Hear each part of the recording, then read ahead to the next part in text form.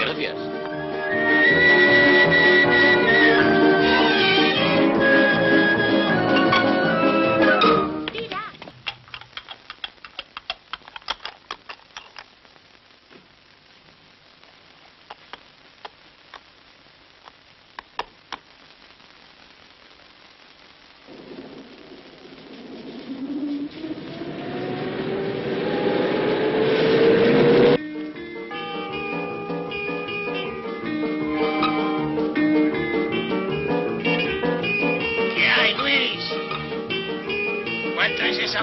Estoy esperando que alguien me pague el convite. Ah, pues no cuentes conmigo.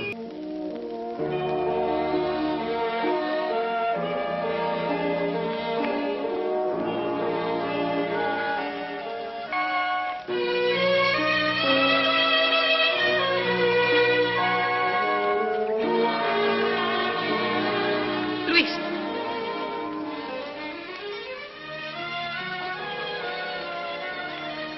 Supongo que a mí me podrás explicar lo que ha ocurrido.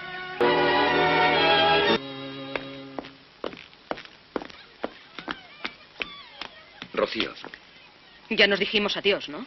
¿Quieres que te diga una cosa? Solo me interesa saber cómo he podido querer a un hombre capaz de traicionar la confianza de otro que le quería como a un hijo.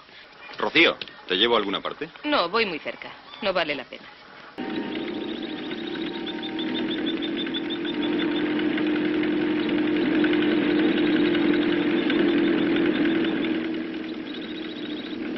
Es la furgoneta de la parroquia.